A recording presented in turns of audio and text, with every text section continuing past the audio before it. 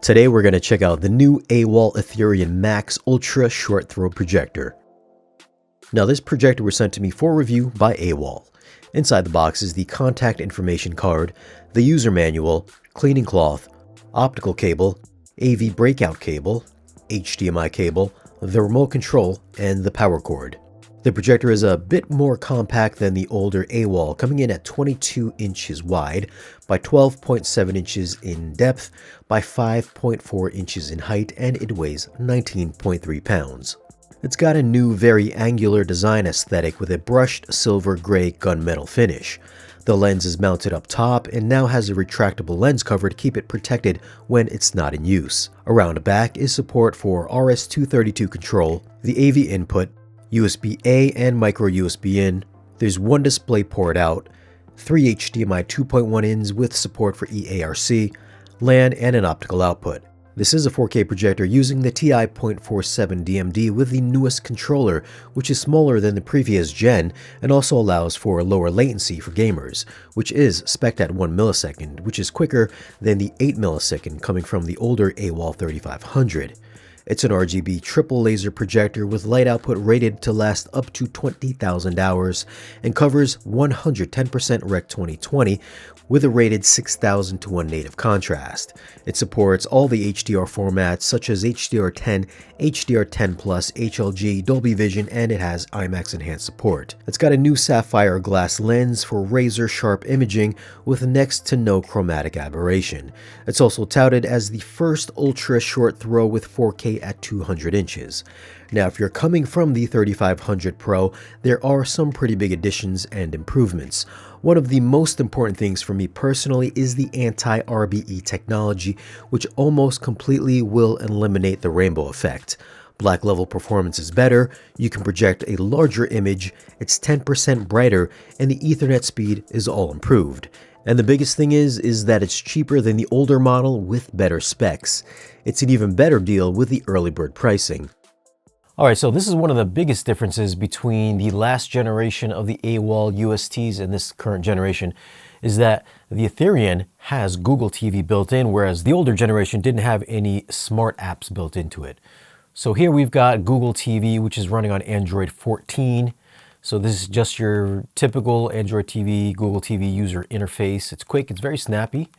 It's not very laggy like some of the other recent USTs that I have reviewed recently. But let's quickly just check out some of the relevant settings for the projector. Now, if you press on the quick menus button on the remote control, you can see this is your quick settings bar where you can access some of the more commonly used options here. Or if you want to add your own or take away your own, you can kind of customize this quick settings bar here. But let's go on over to the full-on projector settings, and then let's check out the sound and display options.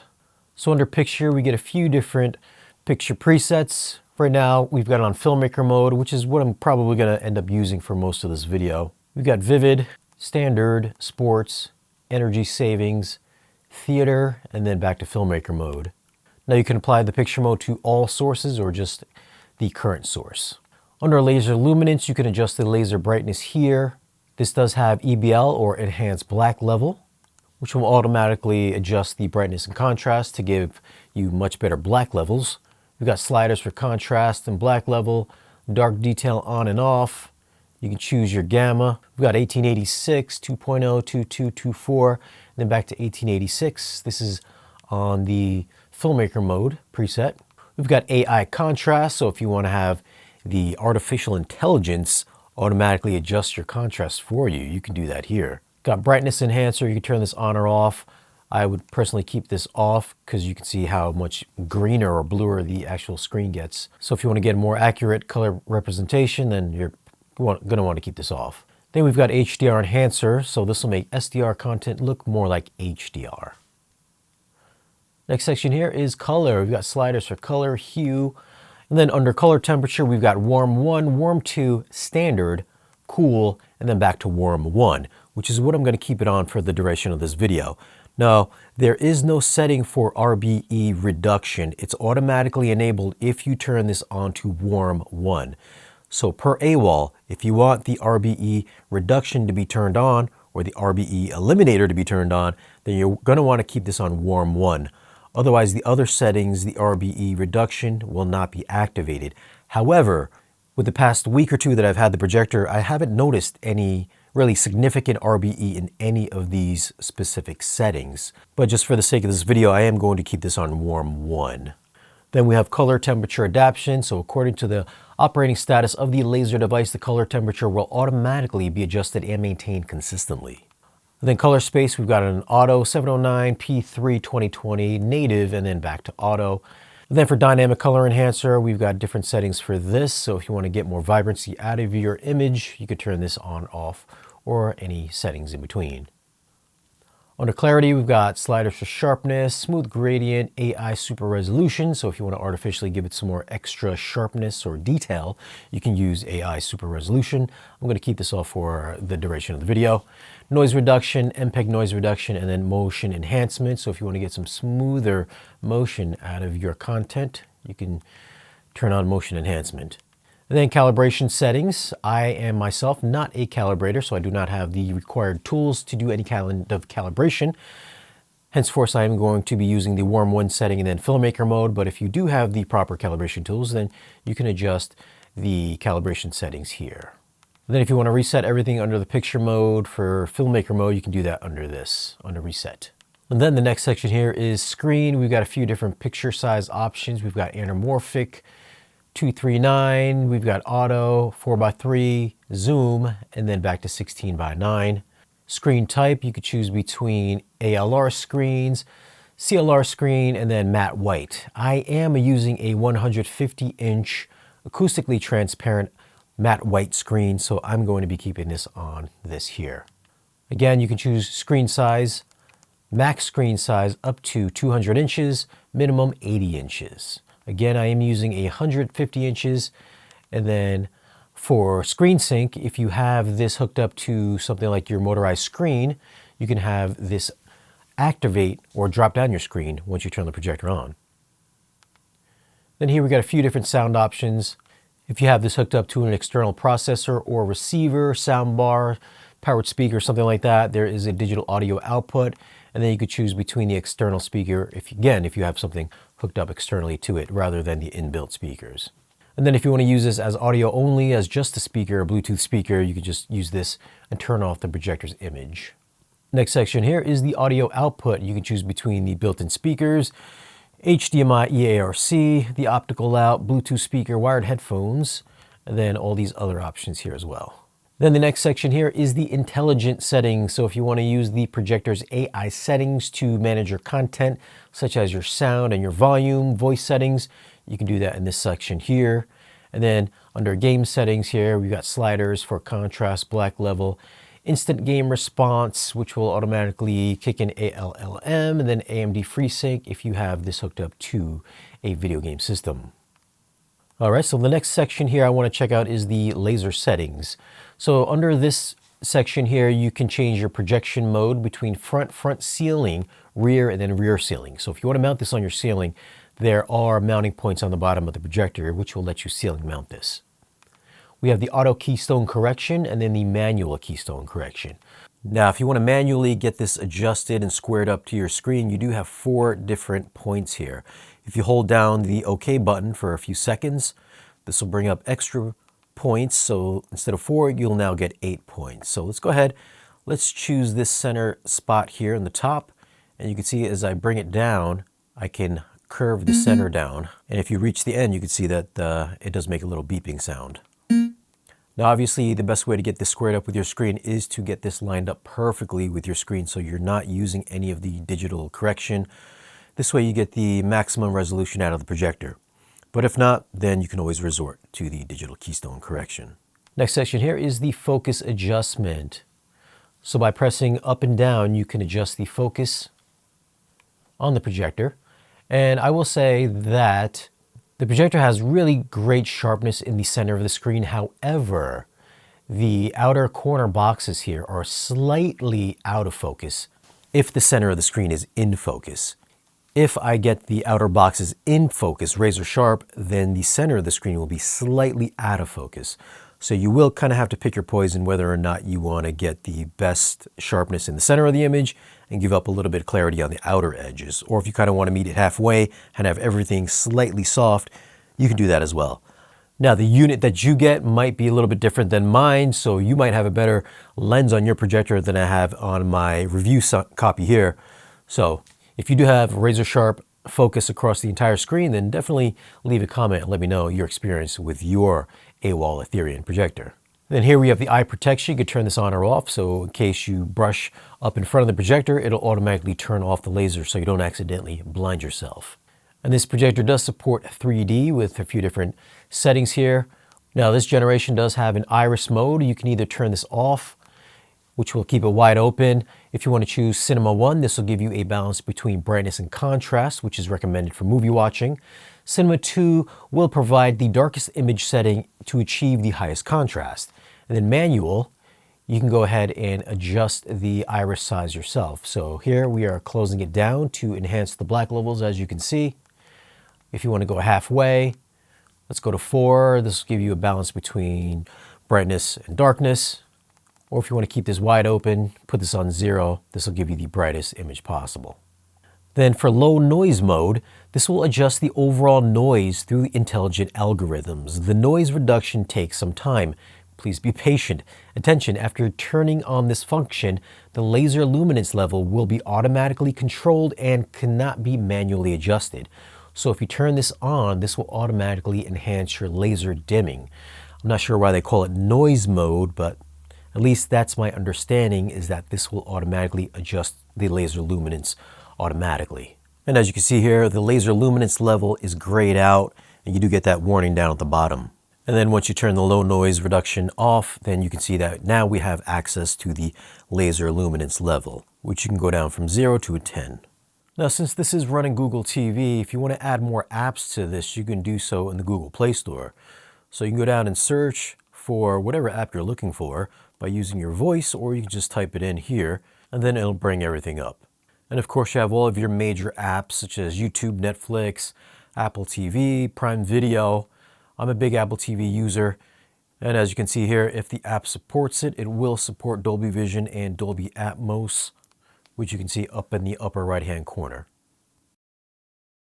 Now, if you are watching HDR10 material, under the laser luminance section, you'll find the tone mapping setting. Right now, you can see how everything is all blown out. You have 3 options. You can choose between off, low, and high. Obviously, you're going to want to keep this turned on, otherwise your image is going to lack any highlight and shadow detail, and you'll risk not being able to see much detail on screen. Now, with lower nit material, you can see how much more we can see in that 600 nit shot, while the higher the nit, the more lighter the image looks. Either way, it looks much better than just keeping this setting turned off, so make sure you keep it on. And here's the same shot in Dolby Vision versus HDR10 Plus, which I think Dolby Vision does a better job of recovering all that highlight detail. Now here's a quick screenshot of the AWOL 3500 Pro, which isn't horrible, but clearly the Aetherion does a much better job of tone mapping. The next big feature is the EBL setting, which really helps with black levels. I think it's pretty clear that with the feature turned off, the blacks look slightly more grayish than it does with the EBL setting turned on. Now I am slightly overexposing this image to make the difference more noticeable, but in person, even with the EBL turned off, it's not all that bad. If I didn't tell you that EBL was off, you might not even be bothered by the blacks. At least I wasn't. And this is much improved over the 3500 Pro. Now, I did notice some highlights were being blown out with EBL turned on with a slight boost in saturation. It's slightly more vivid with EBL on, and if you keep your eyes on Killian's cheeks, you can see how the reflected light will sometimes run a little bit too hot and it'll lose the shadow gradation on his cheeks. And all the settings were the same between the two. Filmmaker mode on, Warm 1, Iris on Cinema 1, with the only difference being EBL turned on and EBL turned off. Other than that, EBL really does bring black levels closer to Sony and JVC black levels. Next are the iris settings, which might be a little hard to tell in this video. I turned EBL off so it wasn't affecting anything beyond just the iris. With the iris off and fully open, it is marginally brighter than the other two, with Cinema 2 being a touch darker of the three. Now I did bounce between just keeping it wide open and the Cinema 1 setting.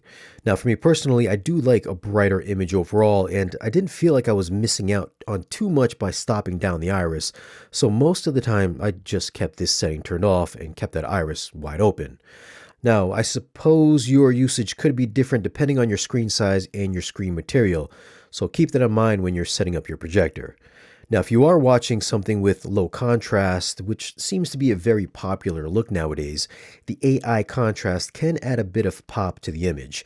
So depending on what you're watching, and if you're not a stickler for the most accurate image, this can make flat-looking movies look a little more dynamic.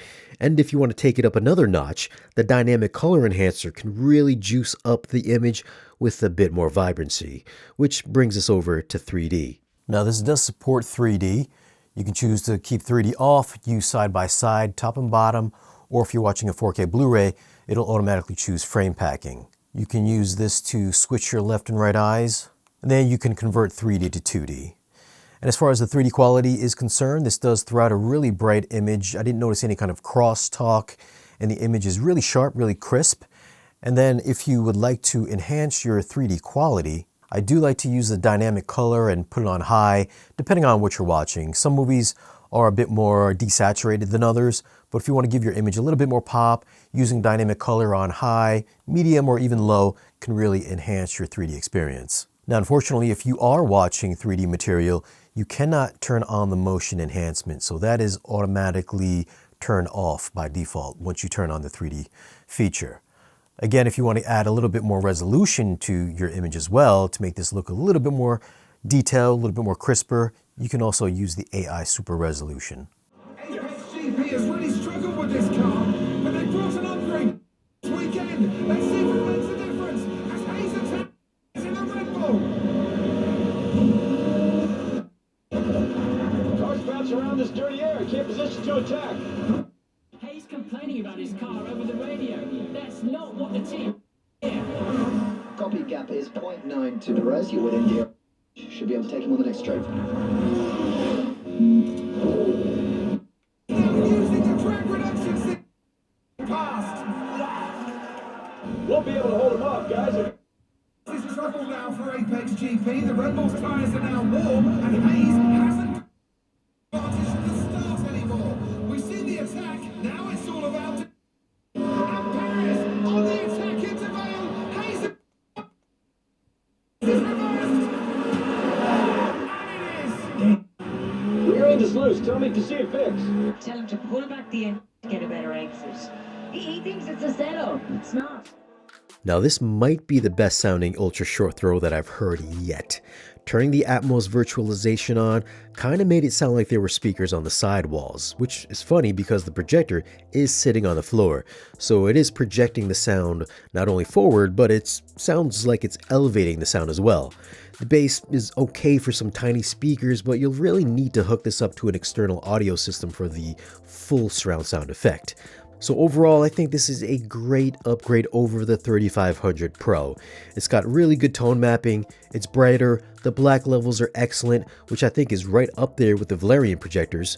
So if you can't make a traditional projector work and you really wanted a Valerian, I think this is the equivalent in the ultra short throw form factor.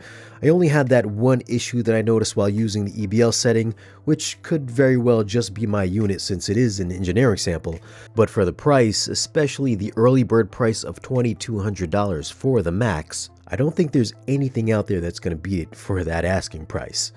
Well anyways guys, thanks for watching. If you do want to grab one of these projectors, I will leave a link for it down below in this video's description. Subscribe if you haven't already, and I'll catch you in the next video.